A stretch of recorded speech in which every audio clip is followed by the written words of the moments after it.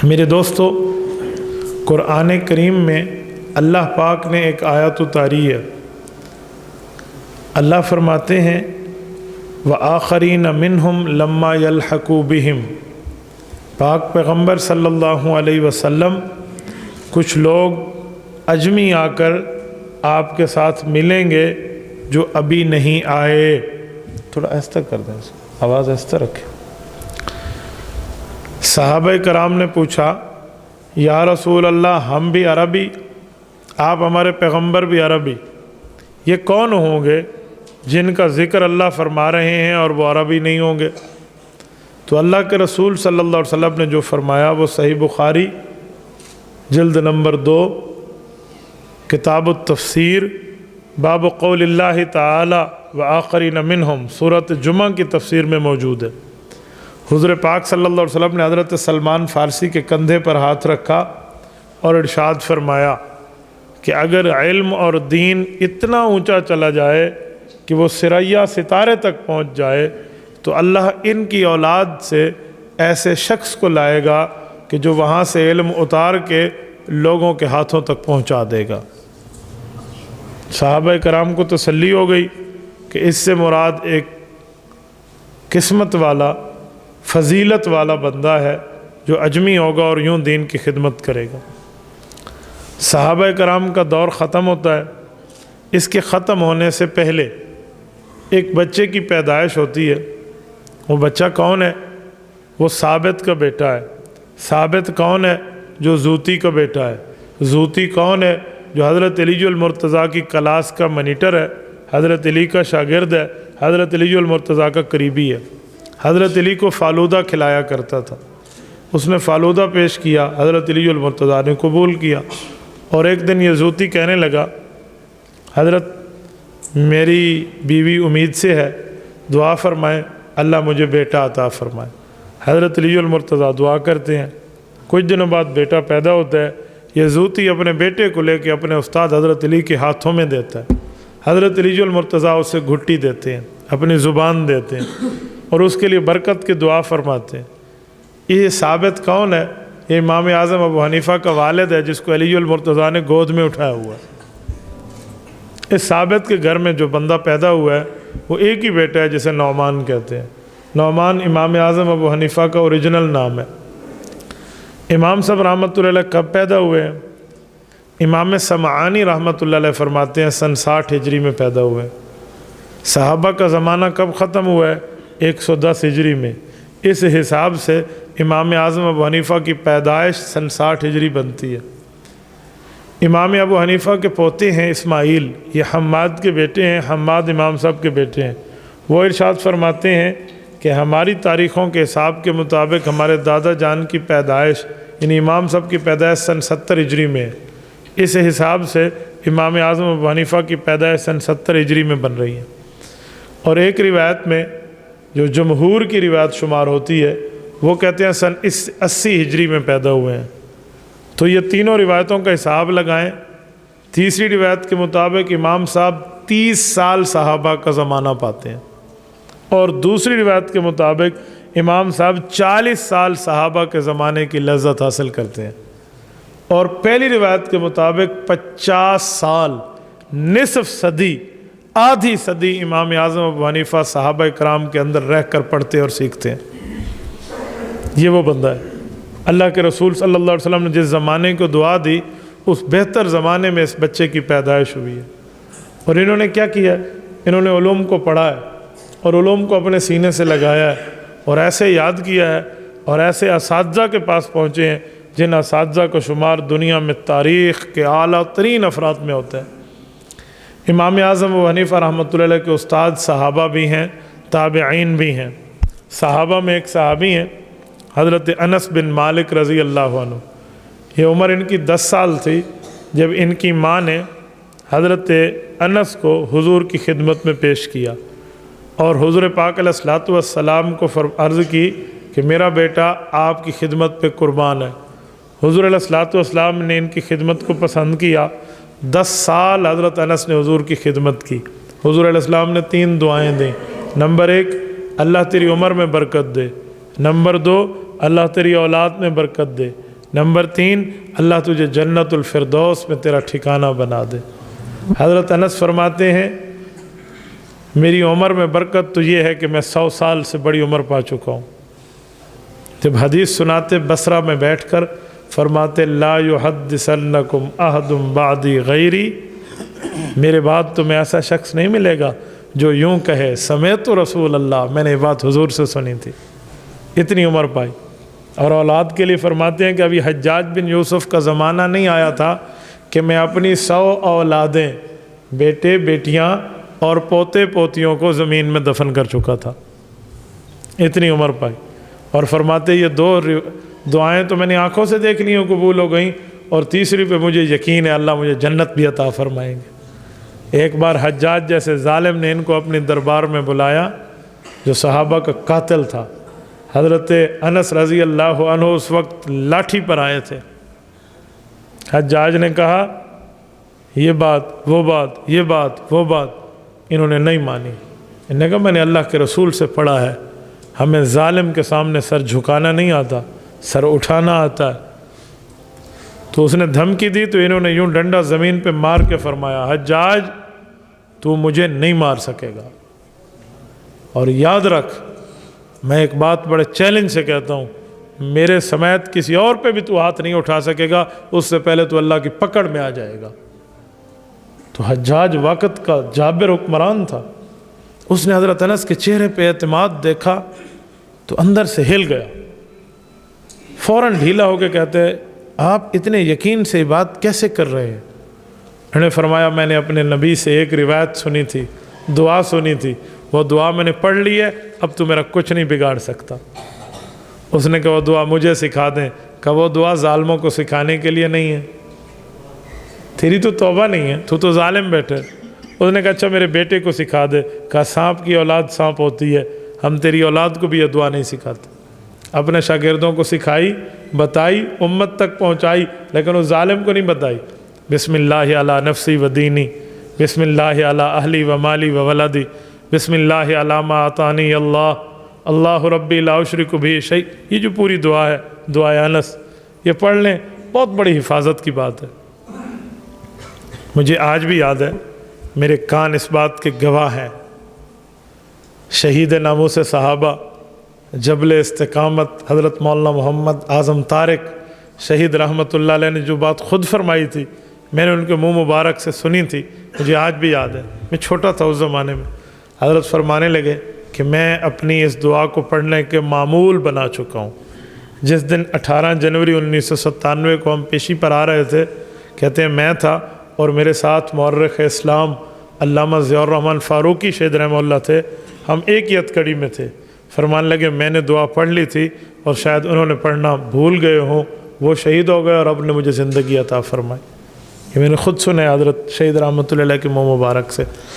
तो ऐसे ऐसे बड़े बंदे भी इस दुआओं को पढ़ते हैं, तो हमें भी ये दुआ पढ़ने का एहतमाम करना चाहिए और ये दुआ ख़ुद भी सीखनी चाहिए, आगे भी सिखानी चाहिए। ये हज़रत अनस रज़ी अल्लाह अन्हु इतनी बड़ी उम्र वाले बसरा में तशरीफ़ लाए। हज़रत इमाम आज़म अबू हनीफ़ा कहते हैं तो मैंने हज़रत अनस की ज़ियारत के लिए सफ़र किया। मैंने हज़रत अनस को देखा, उन्होंने आके जामे मस्जिद कूफ़ा में नमाज़ अदा की और मैंने उनकी नमाज़ को देख के अपनी नमाज को उन जैसा बनाया है। मुबारक है अहनाफ की नमाज़ें, तुम्हें डायरेक्ट सहाबा को देख कर नमाज़ें मिल रही हैं, और मुबारक है सहाबा की नमाज़ें जिन्होंने अल्लाह के रसूल की नमाज़ों को देख कर अपनी नमाज़ों को सही किया। इमाम आज़म अबू हनीफ़ा के एक और उस्ताद हैं हज़रत अब्दुल्ला बिन उनैस रज़ी अल्लाह अन्हु। इमाम साहब फरमाते हैं मैं उनके पास गया और मैंने उनसे पैगम्बर अलैहिस्सलाम की हदीसें सुनी। मौफ़े के मक्की में मौजूद है। इमाम सदरुल अइम्मा मक्की रहमहुल्लाह तहरीर फरमाते हैं अल-मौफ़िक़ में, फरमाया कि इमाम अबू हनीफ़ा के एक सहाबी उस्ताद और हैं, उनका नाम है अब्दुल्ला बिन हारिस इब्न जज़ अज़-ज़ुबैदी। उनसे इमाम साहब की मुलाकात की तफसील बड़ी अजीब है। कब वो क्या हुआ? कि अपने वालिद के साथ इमाम साहब ने 15 साल की उम्र के बाद 16वें साल में पहला हज किया। जब मक्का मुकर्रमा में गए तो लोगों का एक जमघटा था, बड़े लोग जमा थे, रश लगा हुआ था। इमाम साहब ने अपने अब्बू, कौन अब्बू? वही साबित जिसको हज़रत अली ने अपने हाथों में उठाया था, उनसे कहने लगे या अभी मन हाज़र रजुल, अब्बू ये रश क्यों है?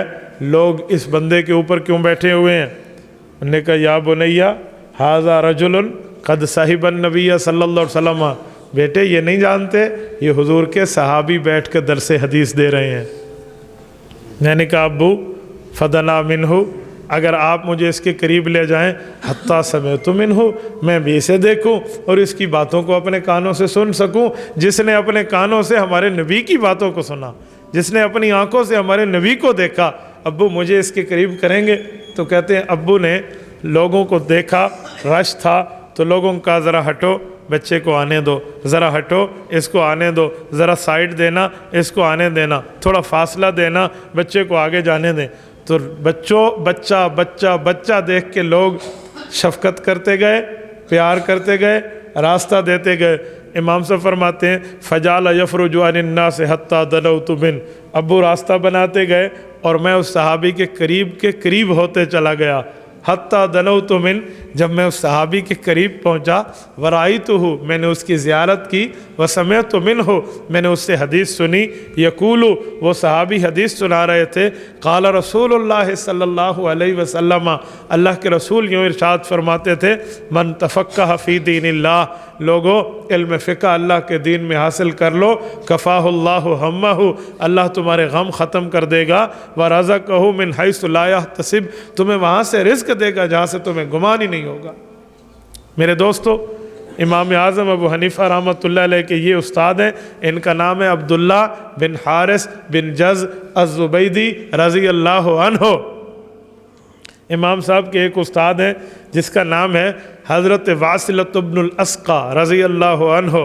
امام صاحب کے ایک اور صحابی استاد ہیں جن کا نام ہے سیدنا ماکل ابن یسار المزنی رضی اللہ عنہ۔ امام صاحب رحمۃ اللہ علیہ کے ایک اور صحابی استاد ہیں جن کا نام ہے حضرت عبداللہ بن حبیبہ رضی اللہ تعالیٰ عنہ۔ حضرت امام صاحب رحمۃ اللہ علیہ کے ایک اور صحابی استاد ہیں، ان کا نام ہے حضرت جابر بن عبداللہ رضی اللہ تعالیٰ عنہما۔ امام صاحب کی ایک اور صحابیہ استاد ہیں، ان کا نام ہے حضرت عائشہ بنت اجرد رضی اللہ عنہا۔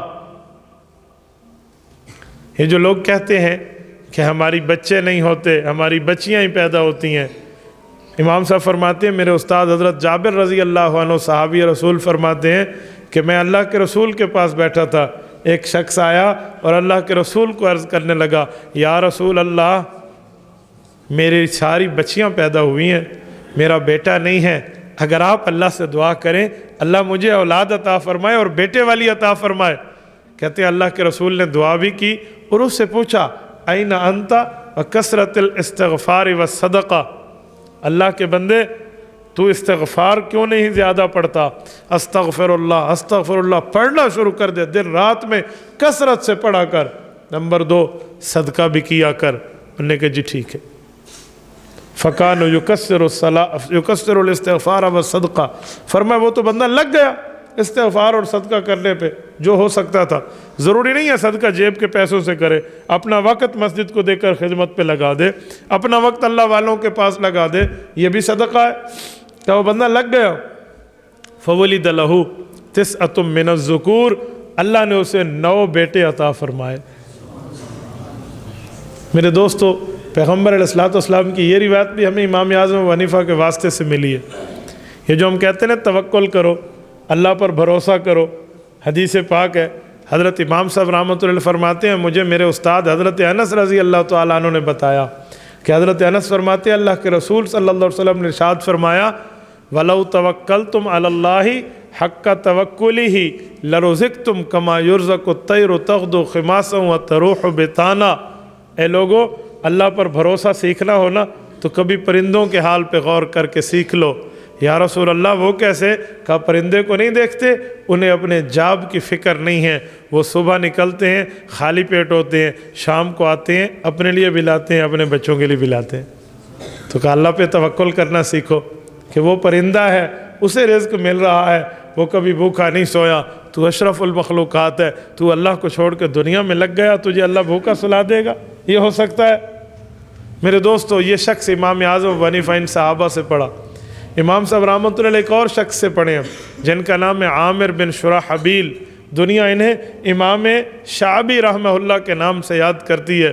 امام شعبی کون ہے؟ حضرت علی المرتضیٰ کے شاگرد، 500 صحابہ کی زیارت کرنے والے امام شعبی۔ یہ وہ ہیں جنہوں نے راہ جاتے ہوئے امام اعظم ابو حنیفہ کو دین کے لیے وصول کیا تھا، بیٹا کیوں اپنی جوانی کو دنیا میں لگاتے ہو، آؤ دین پڑھو۔ کیوں اپنی جوانی کو کاروبار پہ صرف کر رہے ہو، دین چھوڑ رہے ہو، آؤ دین پڑھو۔ یہ امام اعظم ابو حنیفہ فرماتے ہیں مجھے راہ چلتے ہوئے میرے استاد محترم امام شعبی نے پکڑ کے دین کی طرف متوجہ کیا تھا۔ امام شعبی رحمہ اللہ وہ ہیں جن کی 50 سال تک عشاء کے وضو سے صبح کی نماز ادا ہوئی ہے، 50 سال۔ آج لوگوں کو امام صاحب کے 40 سال نظر آتے ہیں، ان کے استاد مکرم سیدنا علی المرتضیٰ کے شاگرد حضرت امام شعبی عامر بن شراحبیل، یہ نام شراحبیل ہے، لوگ ایسے شرجیل بنائے ہوئے ہوتے ہیں، شرجیل کون سا نام ہے؟ شراحبیل ہے، پڑھنے میں لوگ پڑھتے نہیں ہیں تو کوئی اور نام بنا دیتے ہیں۔ تو امام صاحب رحمۃ اللہ کے ایک استاد یہ ہیں، ایک امام صاحب کے استاد اور ہیں جن کا نام ہے امام حماد بن ابی سلیمان رحمہ اللہ۔ یہ کوفہ میں امام اعظم رحمہ اللہ کے استاد ہیں اور حضرت عبداللہ بن مسعود رضی اللہ تعالیٰ عنہ کے علوم کے وارث ہیں۔ امام حماد بہت بڑا آدمی ہے، بہت بڑا آدمی ہے، جتنا بڑا میں کہوں اس سے بھی بڑا آدمی ہے امام حماد۔ اس سے علوم حاصل کیے امام صاحب نے، اور اتنی عزت کی ہے امام صاحب رحمۃ اللہ علیہ نے کہ جب تک حضرت امام اعظم ابو حنیفہ رحمہ اللہ فرماتے میرے استاد مکرم اپنے گھر میں زندہ سلامت تشریف رکھے، میں اس گھر کی طرف پاؤں کر کے بھی نہیں سوتا تھا۔ اور اپنے بیٹے، امام صاحب کا ایک ہی بیٹا ہے، امام صاحب نے اپنے بیٹے کا نام بھی استاد والا رکھا، حماد۔ امام حماد بن ابی حنیفہ بہت بڑا فقیہ الامت ہے۔ اسی بیٹے کو امام صاحب نے ایک دن نصیحتیں اور وصیحتیں کی ہیں۔ فرمایا بیٹا ان تعمل بخمسۃ احادیث جمعتها من 500,000 حدیث، جانے پدر اپنے باپ کی جان کا ٹکڑا تجھے ایک نصیحت کروں، پوری زندگی سنبھال رکھنا۔ ابو فرمائیں، بیٹا پوچھتے ہو، امام صاحب فرماتے ہیں میں اپنی پوری زندگی کی جمع پونجی بتا رہا ہوں، پوری زندگی کا خلاصہ بتا رہا ہوں۔ بیٹے 5 حدیثیں ایسی سناتا ہوں، ان 5 حدیثوں پہ عمل کر لے جن 5 حدیثوں کو میں نے 5 لاکھ حدیثوں سے اخذ فرمایا ہے۔ پھر 5 حدیثیں سنائیں، انما الاعمال بالنیات سنائی، وانما لامرئ کے ساتھ من حسن اسلام المرء ترکہ ما لا یعنی سنائی، کہ نیت اچھی کر لو، ایمان اچھا کر لو، اللہ کی طرح مت، اس طرح کی حدیث سنائی امام صاحب رحمۃ اللہ علیہ نے۔ تو یہ 5 لاکھ حدیثوں سے، یہ وصایا ابی حنیفہ میں موجود ہے، لکھی ہوئی ہے یہ حدیث۔ تو اس سے اندازہ لگائیں جو اپنے بیٹے کو 5 لاکھ حدیثوں سے 5 حدیثیں نکال کے سنا رہا ہے، وہ خود کتنی حدیثوں کا حافظ ہوگا۔ امام اعظم ابو حنیفہ رحمۃ اللہ علیہ وہ شخص ہیں جن کو اللہ پاک نے اتنا کرم فرمایا تھا کہ اپنے ماں باپ کی وہ خدمت کی ہے، اس شخص نے اس جیسی خدمت آپ کو نہیں ملے گی۔ امام صاحب کی والدہ رحمہ اللہ بہت بڑی عورت ہے، بہت بڑی عورت ہے۔ امام صاحب کی اماں جان، حضرت امام صاحب کی اماں جان، امام صاحب بڑے عالم بن گئے، مفتی بن گئے، دنیا کے سامنے فتویٰ دے، سینکڑوں شاگرد سامنے بیٹھے، لیکن والدہ محترمہ تو والدہ تھی نا، بیٹے کو اتنا جلدی ماں باپ مان لیں بہت بڑی بات ہوتی ہے۔ وہ کہتی بیٹا یہ مسئلہ اس طرح ہے، اور مسئلہ میں نے تم سے نہیں پوچھنا، مجھے وہ فلاں وہ بوڑھے مولوی صاحب کے پاس لے جاؤ، میں اس سے پوچھوں گی۔ امام صاحب ان کے لیے سواری کا بندوبست فرماتے، ماں کو اس کے اوپر بٹھاتے اور اس مولوی صاحب کے دروازے پہ لے جاتے، اور وہ مولوی صاحب تڑپ اٹھتا، بیٹا تو ہم لوگوں سے آگے بڑھ گیا ہے، بیٹا اب میرے پاس آنے کا۔ اماں جان پوچھتی ہیں، اماں کا حکم تھا آپ کے پاس لایا۔ سنو اگلی بات، اب ماں نے مسئلہ پوچھا، اس بزرگ عالم کو اس مسئلے کا جواب یاد نہیں تھا۔ اب ماں کان کی سماعت سے کمزور ہے، پردے میں، مسئلہ تو پوچھ لیا، اب مولوی صاحب کو آتا نہیں ہے۔ اس نے فوراً امام صاحب کو کہا اس مسئلے کا جواب تو بتا دیں۔ حضرت امام صاحب نے امی پر ظاہر نہیں کیا کہ میں ہی بتا رہا ہوں، بلکہ اس بزرگ کے کان میں اس کا جواب بتایا۔ اس نے امام ابو حنیفہ سے سن کے ان کی امی کو بتایا، تو ان کی امی پکار اٹھی، ہاں ہاں اب میرا بیٹا پکا ٹھکا عالم بن گیا ہے، اس نے بھی مجھے یہی بتایا تھا جو آپ بتا رہے ہیں۔ دیکھو کیسی ماں کی خدمت کی۔ ایسے کئی مواقع آئے، امام اعظم ابو حنیفہ کی اماں جان وہاں جاتی ہے اور وہ کہتا حضرت آپ ہی اس مسئلے کا جواب بتا دیں۔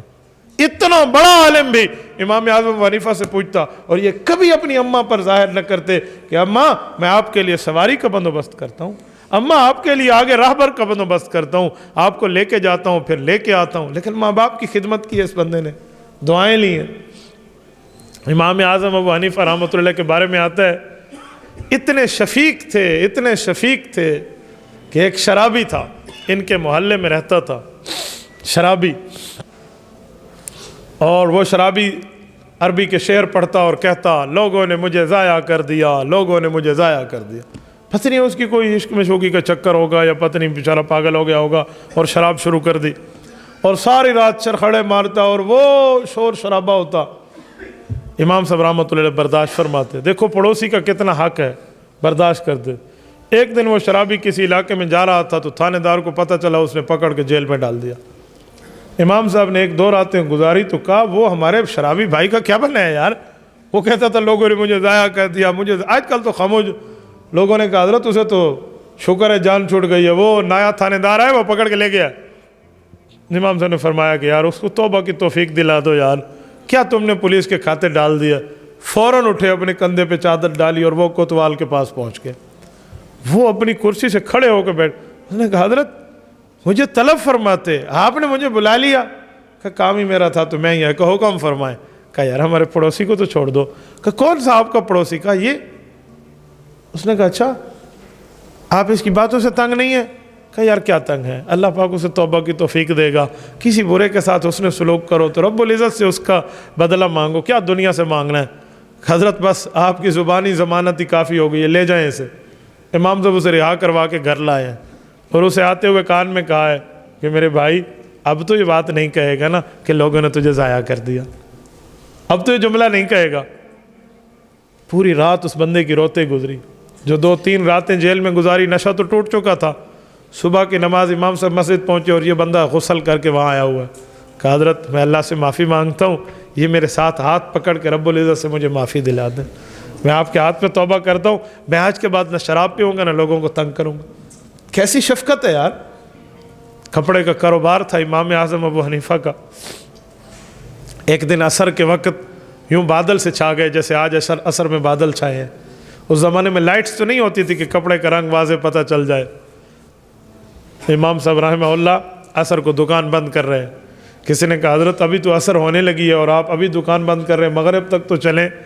کہ چلو سا تو صحیح، لیکن مسئلہ یہ ہے کہ اب موسم غبر آلود ہو گیا ہے، اب جو کپڑا خریدنے آئے گا اسے ردی اور اعلیٰ کا فرق سمجھ نہیں آئے گا، ہو سکتا ہے وہ ردی کے اعلیٰ پیسے دے کر جائے، تو یہ مجھے اچھا نہیں لگتا، جو اللہ نے رزق دینا تھا وہ دے دیا، کل دیکھیں گے معاملے۔ کسی بندے کو قرض دو، اس سے فائدہ نہ لو، بس وہ قرض واپس ہی لو، قرض سے بڑھ کے کوئی فائدہ نہ لو، ورنہ قرض سے بڑھ کے فائدہ لیں تو یہ سود ہے۔ کل قرض جر نفع فہو ربا۔ امام اعظم ابو حنیفہ نے ایک بندے کو قرض دیا ہوا تھا، اس کے گھر قسط قرض کی جو تھی وہ لینے کے لیے گئے، تو وہاں ٹھہرے جس جگہ دھوپ تھی، اس جگہ نہیں ٹھہرے جس کے دیوار کا سایہ تھا۔ کسی نے کہا حضرت وجہ؟ کہ دیوار کے سائے میں ٹھہر جاتے۔ کہا ٹھہرنا تو جائز تھا لیکن میں نے خود اچھا نہیں سمجھا۔ کہا وہ کیوں؟ کہا جو بندہ اس کو آپ نے قرض دیا ہے اس سے کسی قسم کا فائدہ لینا تو سود ہے، اگر میں اس کی دیوار میں اب ٹھہر جاتا اور اس کی دیوار سے مجھے سایہ ملتا اور دھوپ سے بچ جاتا تو میرا فائدہ ہوتا، ہو سکتا پیغمبر کی حدیث کے زمرے میں آ کر میں بھی سود خور بن جاتا۔ اب اس بندے نے مجھے قرض دے دیا ہے، اب اسے کھانا بھی کھاؤں گا، خیر ہے، دوستی میں اس کی جگہ بھی ٹھہر جاؤں گا، اب مجھے کوئی نہیں مسئلہ۔ اتنی دیانت تھی۔ ایک جگہ امام صاحب جا رہے تھے، ایک شخص آتے ہوئے اپنے گھوڑے کو ایڑ لگا کر دائیں طرف سے نکل گیا۔ امام صاحب رحمہ اللہ اس کے گھر گئے، آج آپ نے آتے ہوئے میرے سامنے راستے کو کاٹ کے پھر گئے، وجہ کیا تھی؟ بندہ خاموش ہوا کہ نہیں مجھے پتہ ہے آپ غریب ہیں اور آپ مجھ سے قرضہ بھی لے چکے ہیں، اب قرض دینے کی تاریخ گزر گئی ہے اور اب آپ مجھے اپنا منہ نہیں دکھانا چاہتے تھے، مجھے آپ کے حالات پتہ ہیں، آئندہ ایسا کام نہ کرنا، میں تمہیں قرضہ معاف کرتا ہوں، آئندہ ایسا کام نہ کرنا کہ یار کسی کو چہرہ بھی نہ دکھا پاؤ، یار ہم حضور پاک کے امتی ہیں، ہمیں ایک دوسرے کا یہ معاملہ رکھنا چاہیے، اگر میری وجہ سے حضور کے امتی کو یوں تکلیف پہنچتی ہے تو مال کیا مال ہے، چھوڑو یار اس مال کو۔ امام اعظم ابو حنیفہ کی کرامت دیکھیں، اس بندے کی ولایت دیکھیں۔ ان کے پاس کچھ مہمان آئے، قریب اس زمانے کا دودھ کی ایک دکان تھی، آپ کو مثال سمجھانے کے لیے ہوٹل کہہ دوں، جیسے کوئی مہمان آئے بھائی سے آپ کے پاس تو وہ کہیں بھی چائے منگوا لو۔ اس زمانے میں دودھ ہوتا تھا، خالص لوگ تھے، خالص اکرام کرتے تھے، تو انہوں نے دودھ کی 2-4 پیالی جو اس زمانے کی تھی وہ منگوائی۔ اب اندازہ لگائیں امام صاحب کے مہمانوں کے پاس جو بچہ لے کر آیا وہ دودھ، ہوٹل کا نوکر اس بچے کو امام صاحب نے آتے دیکھا، بیٹھتے دیکھا اور دودھ کی پیالیاں رکھتے دیکھا اور جاتے دیکھا، اور جب وہ واپس وہی دودھ پی لینے کے بعد اٹھا کے لے گیا تو امام صاحب نے اسے پیسے بھی دیے اور فرمایا بیٹا کیا نام ہے؟ اس نے کہا جی میرا نام ہے یعقوب۔ کہا کون سا یعقوب؟ کہا وہ میں ابراہیم کا بیٹا، وہ ابراہیم کچھ دنوں پہلے فوت ہوئے اور آپ نے جنازہ پڑھایا اور یوں۔ اچھا اچھا اچھا اچھا، آپ تو یتیم ہو بیٹا؟ کہا جی ہاں، اماں نے مجھے اس ہوٹل پہ بٹھا دیا ہے تاکہ گھر کا کچھ کاروبار بھی تو چلتا رہے، تو میں یہاں ہوٹل پہ کام کرتا ہوں۔ بیٹا کیا ملتا ہے؟ کہا 1 ہفتے کا مجھے 2 درہم ملتے ہیں۔ کہا پورا ہفتہ آپ کماتے ہو، یہ 2 درہم دیتے ہیں؟ کہا جی ہاں۔ کہا بیٹا اس سے اچھی چیز بتاؤں، میرے پاس دین پڑھنے آ جاؤ، میں تمہیں 1 ہفتے کے 2 درہم میں دوں گا، بلکہ 2 کے بجائے 3 لے لینا۔ بچے کو اور کیا چاہیے تھا، اس نے پیالیاں وہاں پھینکی، کہا استاد جی السلام علیکم، ادھر آ کے پڑھنے بیٹھ گیا۔ اور جب ہفتہ پورا ہوا امام صاحب نے 3 درہم دیے، اس نے جا کے ماں کو دیے۔ ماں نے کہا بیٹا واہ کیا بات ہے، ہوٹل والا تو بہت اچھا ہے۔ اب بیٹے نے تفصیل نہ بتائی، ماں ہوٹل والے کا شکریہ ادا کرنے ہوٹل پہنچ گئی۔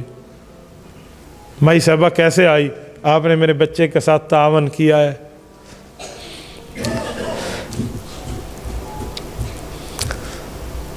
یتیم بچہ تھا، آپ نے اس پر رحم کیا،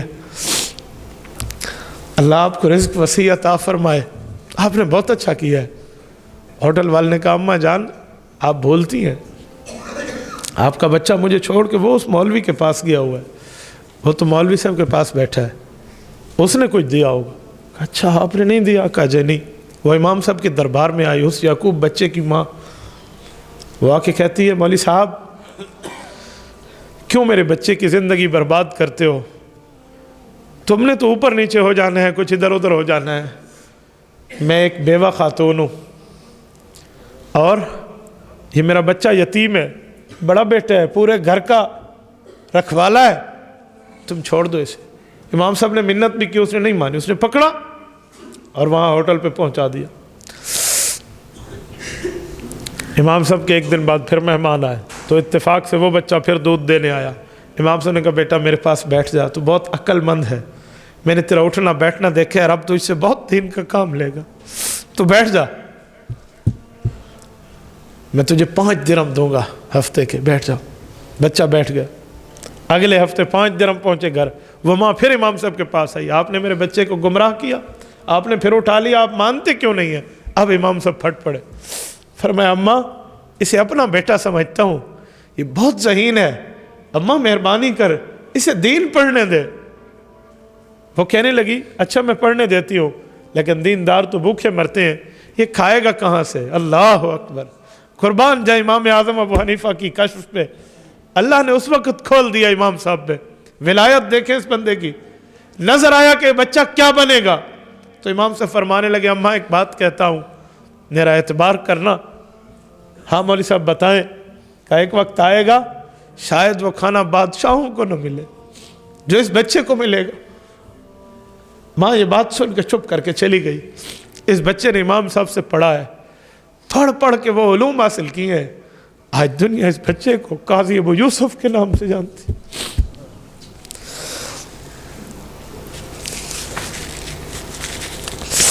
محدث جلیل امام شافعی کا استاد ہے۔ امام شافعی نے امام ابو یوسف کے سامنے گھٹنے ٹیک کے علم حدیث پڑھی ہے۔ امام شافعی امت کا اتنا بڑا امام، امام شافعی امام ابو یوسف کا بھی شاگرد ہے، امام محمد کا بھی شاگرد ہے، اور امام شافعی نے امام محمد سے وہ چیزیں پڑھی ہیں جن کو امام ابو حنیفہ نے بھی پڑھایا تھا اور امام ابو یوسف نے بھی پڑھایا ہے، امام محمد کو حسن التقاضی فی مناقب ابو یوسف القاضی پڑھیے، وہ فرماتے ہیں کہ امام ابو یوسف نے امام محمد کو پڑھایا، امام محمد نے پھر امام شافعی کو پڑھایا۔ امام شافعی رحمہ اللہ یہ وہ شخص ہیں جنہوں نے فرمایا ہے میں نے اتنے علوم پڑھے ہیں ان لوگوں سے کہ اگر انہیں اونٹ اٹھائیں تو اونٹ نہیں اٹھا سکتے۔ یہ قاضی ابو یوسف ایک روایت میں امام احمد بن حنبل رحمہ اللہ کا استاد ہے۔ امام احمد بن حنبل امت کے 4 بڑے اماموں میں 2 بڑے اماموں کا استاد امام قاضی ابو یوسف، یہ وہ بچہ ہے جو امام صاحب کے پاس دودھ دینے آتا تھا۔ دنیا یعقوب بن ابراہیم کے نام کو بھول گئی، قاضی ابو یوسف کا نام آج بھی گونج رہا ہے۔ کتاب الخراج اس بندے کی اٹھائیں، عقل دنگ رہ جاتا۔ وقت کے بڑے بڑے حکمران اس کے دروازے پہ حاضری دے کے کہتے ہیں حضرت ہمیں ایک مسئلہ تو بتا دیں، ہمیں ایک مسئلہ سمجھا دیں، دنیا نہیں جواب دے سکتی۔ وقت کے بادشاہ نے اپنی بیوی سے گفتگو کرتے ہوئے ایک دن محبت میں آ کے ایک جملہ کہہ دیا کہ تو چاند سے زیادہ خوبصورت ہے، اگر چاند سے زیادہ خوبصورت نہیں ہے تو تجھے طلاق ہے۔ بیوی بہت پریشان ہوئی، دنیا کے مولویوں نے کہہ دیا، بیوی چھوٹ گئی۔ امام قاضی ابو یوسف رحمہ اللہ نے فرمایا جی نہیں، اس لفظ سے بیوی نہیں چھوٹی۔ بادشاہ تو بعد میں آتا، مولوی پہلے گلے پڑ گئے۔ دلیل کا اللہ کا قرآن کہتا ہے لَقَدْ خَلَقْنَا الْإِنسَانَ فِي أَحْسَنِ تَقْوِيمٍ۔ اللہ فرماتے ہیں چاند سورج ستارے بھی میں نے بنائے، انسان بھی میں نے بنایا، ان سب سے خوبصورت میں نے انسان بنایا ہے۔ کہ جب رب نے فرما دیا خوبصورت ہے، تمہیں نظر آئے یا نہ آئے اللہ کے فرمان پہ عمل کرو، لہذا طلاق نہیں ہوئی۔ ایک وقت آیا اس کے علوم پر، اس کی قابلیت پر، اس کی حیثیت پر، اس کی صلاحیت پر یہ فیصلہ ہوا کہ پوری دنیا اسلام کا چیف جسٹس جس کو بنائے وہ امام قاضی ابو یوسف ہوگا۔ اور جب قاضی ابو یوسف کو چیف جسٹس بنایا گیا اور یہ قاضی القضات بنے اور فیصلہ کرنے بیٹھے، ایک دن ان کے پاس پستہ، فالودہ، بادام، اس طرح کے کوئی خاص مغزیات کی چیزیں آئیں، اور جب ان کے سامنے پیش ہوا تو یہ کھانے لگے۔ بادشاہ نے کہا حضرت آپ کھائیے، آپ کو روزانہ ملے گا، یہ وہ غذائی مواد ہے جو ہم بادشاہوں کو بھی کبھی کبھی ملتا ہے۔ یہ جملہ سننا تھا، امام قاضی ابو یوسف کی آنکھوں میں زار و قطار آنسو آ گئے، رونے لگے۔ بادشاہ نے کہا حضرت اس جیسے کھانے دیکھ کے لوگ خوش ہوتے ہیں، آپ رو رہے ہیں۔ اور یہ بندہ کہہ رہا ہے رحمہ اللہ علی استاذی، رحمہ اللہ علی استاذی۔ کیا بات، کیا مطلب؟ کہا اللہ میرے استاد امام اعظم ابو حنیفہ کی ذات پر رحمت کرے، آج وہ دنیا میں نہیں ہے، میری اماں نے اسے میرے پڑھتے وقت کہا تھا، ابھی مجھے 4تھا دن تھا، 5واں دن تھا، میری اماں نے کہا تھا مولوی صاحب تو اس بچے کو پڑھا رہا ہے، یہ بھوک مر جائے گا، کھائے گا کہاں سے؟ میرے استاد نے میری امی کو کہا تھا اے اماں جان میرے اوپر اعتماد کرنا، میں اللہ سے اعتماد کر کے کہہ رہا ہوں یہ بندہ وہ چیزیں کھائے گا جو بادشاہ بھی نہیں کھائیں گے۔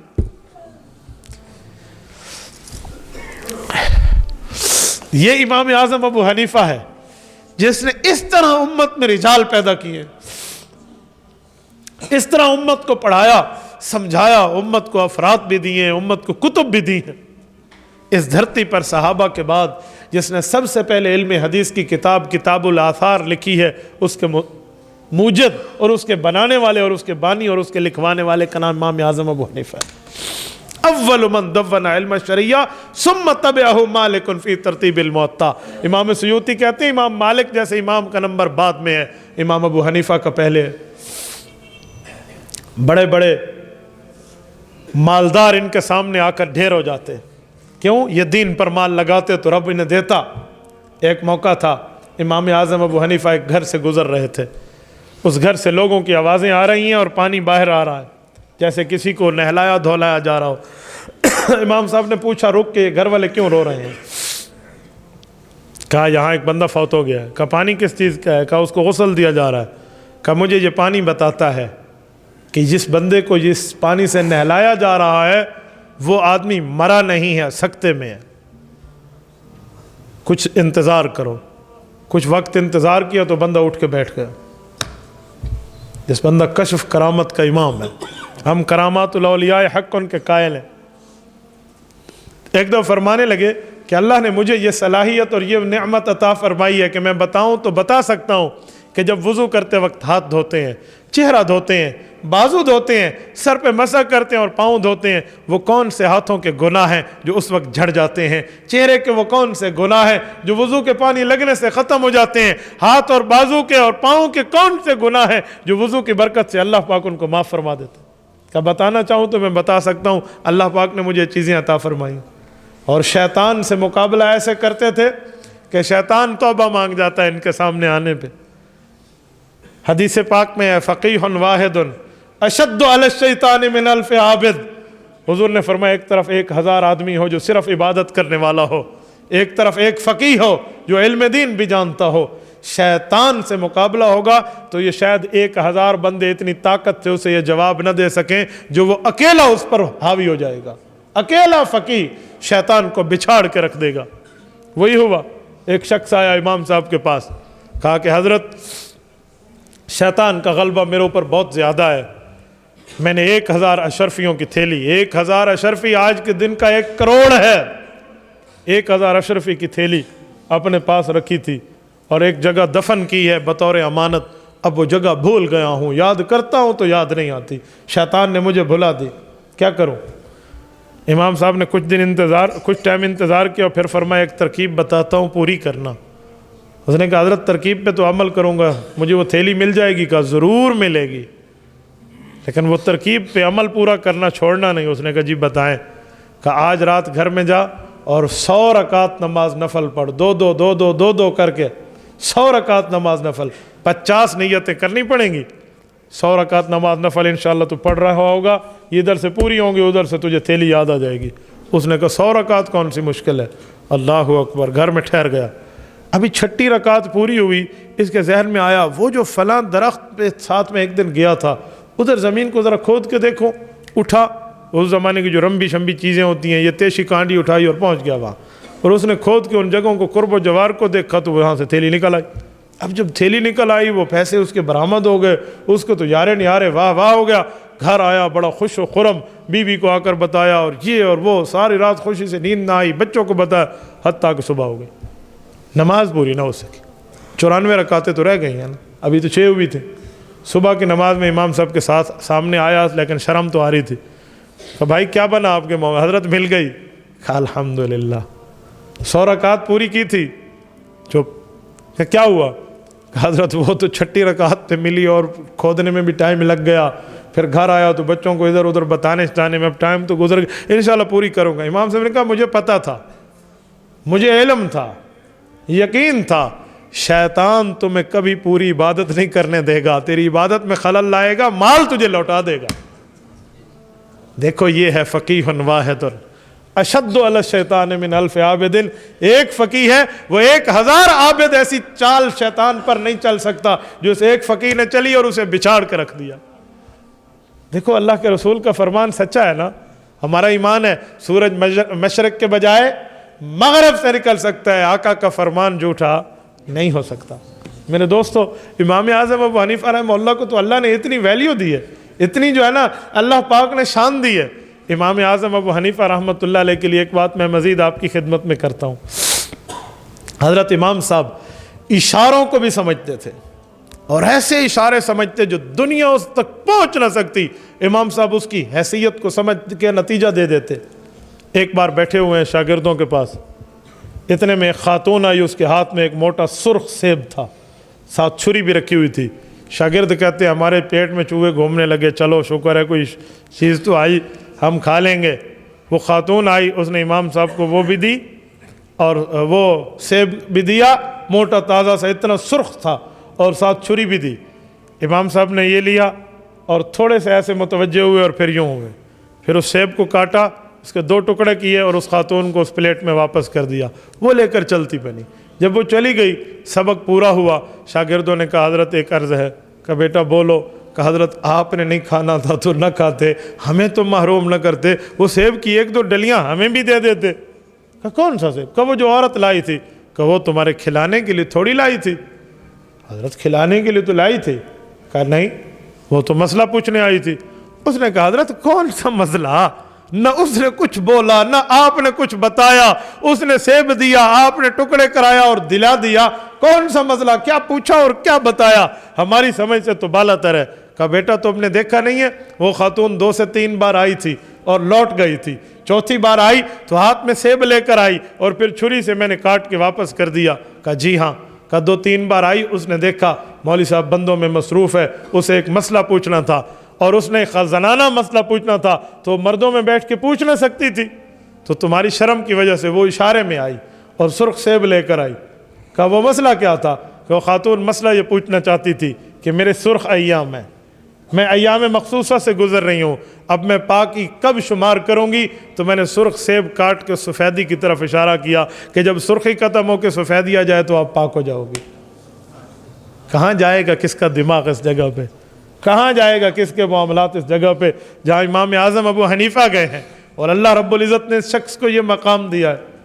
حضرت امام اعظم ابو حنیفہ رحمۃ اللہ علیہ امت کے وہ امام ہیں جن کے والد کو علی المرتضیٰ نے گھٹی دی ہے، ایسے ان کو علوم یہ نہیں ملے۔ حضرت علی المرتضیٰ کی دعائیں آپ جمعے کے خطبے میں مولانا سے بھی سنتے ہوں گے، وَأَقْضَاهُمْ عَلِي، حدیث نہیں ہے؟ اللہ کے رسول نے فرمایا علی المرتضیٰ کو رب نے فیصلہ کرنے کی وہ طاقت دی ہے، اس جیسی طاقت اس کے مقابلے میں کسی کی نہیں ہے۔ وہ طاقت اس گھٹی کے ذریعے امام صاحب کے والد میں آتی ہے نا، اور امام صاحب کے خاندان میں آتی ہے۔ حضرت امام اعظم ابو حنیفہ رحمہ اللہ اپنے وقت کا وہ ایک پھلدار درخت ہے جس سے رہتی دنیا تک پھل سے لوگ اس کو کھا کر اس سے فیض حاصل کرتے رہیں گے۔ امام اعظم ابو حنیفہ رحمہ اللہ ان کے تقوی کے بارے میں لکھا ہے کہ ایک بار کوفہ میں بکری چوری ہو گئی، امام صاحب نے بکری کا گوشت کھانا چھوڑ دیا۔ کسی نے کہا حضرت یہ تو حلال ہے، کہا ہو سکتا ہے وہی حرام والی کوئی ذبح کر کے بیچ رہا ہو۔ ایک عرصہ تک گوشت نہ کھایا، پھر ایک کسائی کو بلوایا، ایک بکری بان کو بلوایا جو گلا بانی کرتا تھا، اس سے پوچھا یہ جو بکری چوری ہوئی ہے یہ کس نسل کی تھی؟ جو فلاں نسل کی تھی۔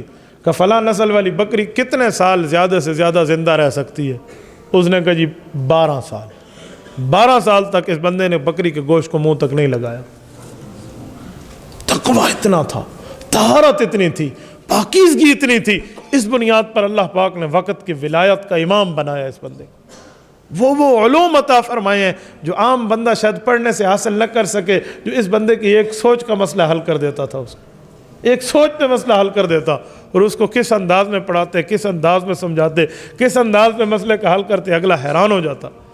حضرت امام صاحب رحمۃ اللہ علیہ کے ایک استاد ہے، وہ خود واقعہ سناتے ہیں کہ میرے پاس ایک عورت آئی، اس نے مجھ سے مسئلہ پوچھا کہ میں پلیتی کے دنوں میں ہوں لیکن میری ایک ڈیوٹی ہے۔ کہ جی ڈیوٹی کیا ہے؟ کہ میں محلے کی عورتوں کی غسالہ ہوں، جو فوت ہو جائے میں اس کو غسل دیتی ہوں خواتین کو۔ کہ عورت ایک میں ہی ہوں، اب میں ان مخصوص ایام سے گزر رہی ہوں جن دنوں میں عورت نے نماز نہیں پڑھنی، اور میرے محلے میں ایک خاتون فوت ہو گئی ہے، لوگ مجھے کہتے ہیں غسل کرا، اب میں خود پاک نہیں ہوں، اسے کیا پاک کروں گی؟ امام اعمش سلیمان ابن مہران سے پوچھا، وقت کا امام ہے، امام ابو حنیفہ کا استاد ہے، کہ میں کر سکتی ہوں؟ اس خاتون سے کہا کہ مائی صاحبہ ایک بات مانتی ہو؟ کہ جی۔